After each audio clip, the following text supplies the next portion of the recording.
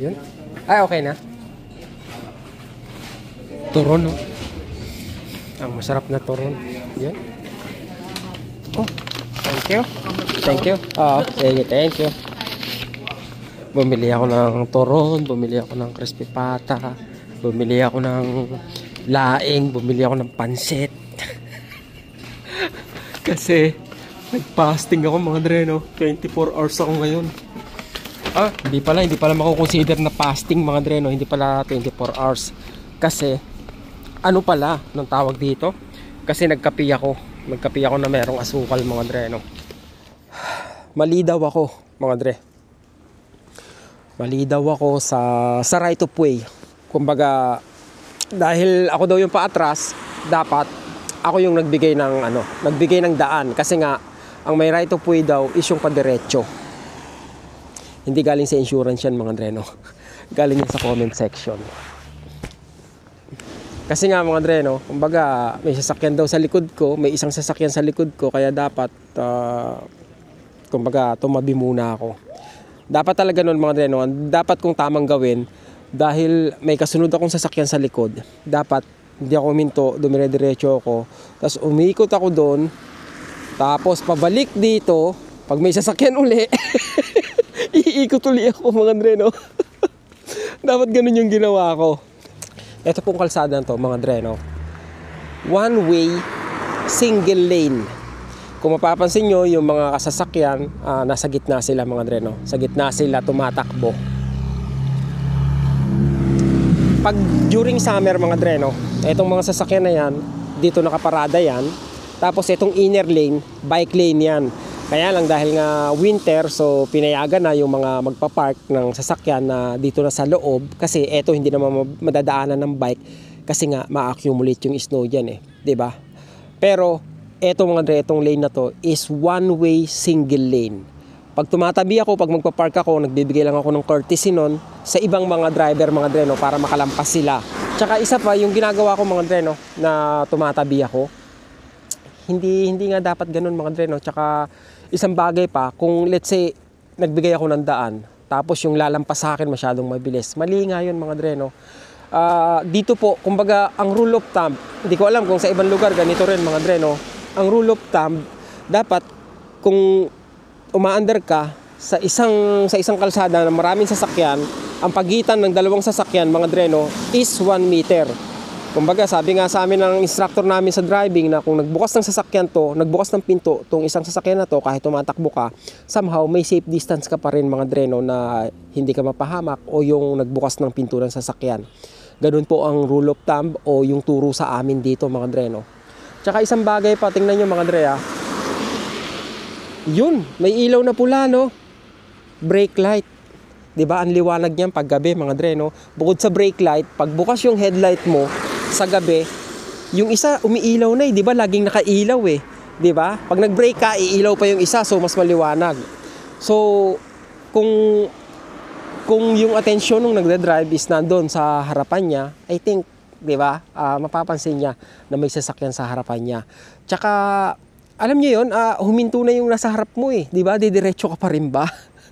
Diba, kumbaga, ang nagtatakda ng bilis ng traffic is yung sasakyan sa harap mga dreno. I mean, one way to eh. Diba? So, sinong may right of way? Eh di kung hindi yung yung nasa harapan mga dreno. Kasi nga, I mean, this is a single lane. One way single lane. So, ang may right of way yung nasa harapan. Kaya ako sumignal para alam nila naliliko ako anytime, 'di ba? I mean, ganun yung kasanayan dito mga dreno. Kaya nga malayo ka pa lang, sisignal ka na eh, 'di ba? Ganun ang practice mga dreno. Hindi yung kung kailan ka nasa tapat ng lilikuan mo tsaka ka lang sisignal. Hindi po ganun mga dreno. Pinaliwanag ko lang mga dreno para alam nung nagsasabi na yung right of way, mali daw ako, umatras ako.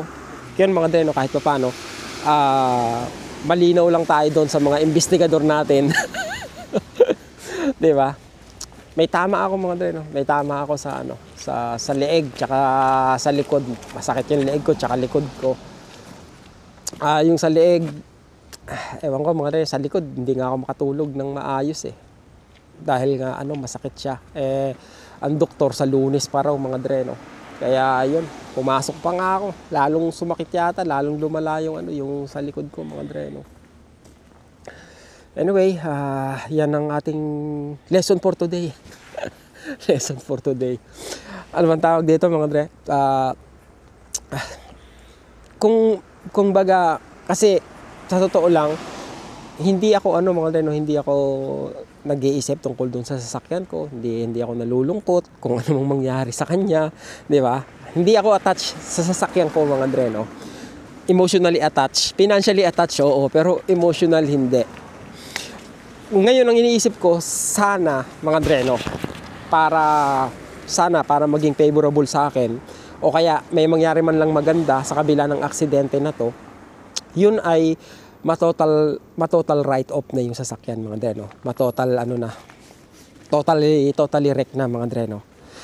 Kasi pabor sa akin yun dahil hindi sa dahil makakapagpalit ako ng bago, 'di ba? O kaya makakakuha ako ng bagong sasakyan. Hindi yun yung dahilan ko mga dreno. Kumbaga gusto kong totally wreck na siya kasi nga kung gagawin siya ng insurance, let's say sabihin nilang okay, kaya pang i-repair to, i-repair namin. So ni-repair nila mga dreno. Yung utang ko ganun pa rin, 'di ba? Malaki pa rin. Tapos may i-stack ako sa isang sasakyan na mababa na yung value. Nabanggit sa akin ni Kuya Puto na sa Carfax daw minsan kung yung sasakyan sangkot sa isang aksidente, nakalagay yung picture doon kung ano yung damage ng sasakyan o kaya kung ano yung napala niyang sira nung panahon ng aksidente mga dreno. So kung makikita ng bibili kung anong nangyari sa sasakyan ko, I mean, sino magbabayad sa akin ng tama para sa sasakyan na yon? Kaya ang pinaka-favorable na decision sa akin at good news, magiging good news para sa akin mga dreno, is yung sabihin nila na totally wreck na yung sasakyan. Inaantay ko na lang mga dreno. Sabi nila raw kumbaga leaning, parang may hirapang i-repair yung sasakyan. Nag-email na sa akin mga dreno, may hirapan daw i-repair yung sasakyan. Kumbaga ina-assess na lang ng ano bang tawag doon? Adjudicator. Ewan ko mga dreno kung tama yung sinasabi ko. Pero ina-assess na lang kung ano ba talaga. Nag-aantay na lang ako. I think next week baka lumabas na yung resulta. At I'm hoping mga dreno na yun nga, ma-write off na yung sasakyan sa ganun makapagsimula ako ng bago, 'di ba? Hindi ibig sabihin magandang posisyon na ma-write off yung sasakyan mga dreno. Kasi nga, sabi ko 3 years na lang ako mga dreno. 3 years na lang matatapos ko na yung sasakyan. Nung huling nasa talyer ako, nabanggit ko pa na sana wag muna siyang masisira hangga't hindi pa tapos bayaran, 'di ba? Tapos nangyari nga 'to. Mangyayari is balik sa 'di ba? Pag kumuha ka ng bagong sasakyan, balik sa 6 years na utang o 5 years na utang. At kung magkaroon man ng sakaling mas maganda sana mga dreno kung ma-write off nga taas ma-assess yung sasakyan na mas mataas pa yung value kaysa sa utang ko, sa balanse ko sa bangko, mas okay yun. Kasi somehow, magkakaroon ako ng kahit konti pan-down sa kukunin na kapalit na sasakyan.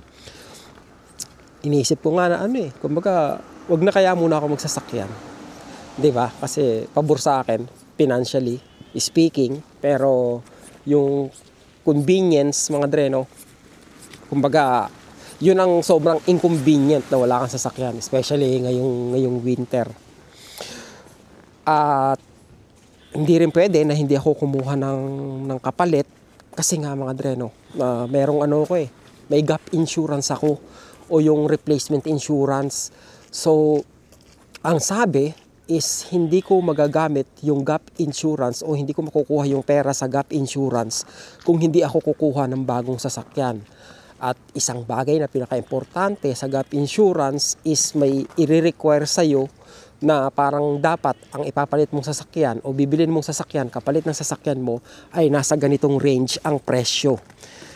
So, yun. Kaya kung pwede sana dapat mga dreno, let's say makakuha ko ng extra kahit 2,000 o 3,000, 'di ba? Ibibili ko na lang ng second hand na sasakyan mga dreno na hindi na ako kailangan maghulog ng monthly. Kaya lang hindi pwede yung ganoon kasi nga may specific na may nakadefine mga dreno kung magkano yung halaga ng sasakyan na dapat mong bilhin dahil nga sa binayaran nila sa yung insurance money. Komplikado mga dreno. Oh, by the way mga dreno, nag-ano na, kumbaga nakausap na yung nakabunggo sa akin at nagkaroon lang pala ng misunderstanding. Kumbaga yung policy niya pala mga dreno, ano yun, company policy. So may insurance siya, kaya nakausap na ng insurance ko at wala naman daw na problema. Kumbaga inadmit niya, nagsorry nga siya mga dreno, nagsorry sa akin, inadmit niya. Kumbaga basher na lang mga dreno, yung mga hindi makatanggap sa nangyari. Yun yung sumisisi sa akin na kasalanan ko daw. Yun na, kumbaga nahimasmasa naman yung yung damdamin ko mga dreno, kahit paano napanatag ako. Isang final na step na lang mga dreno, yung malaman ko na finish na tong sasakyan ko nang sa ganon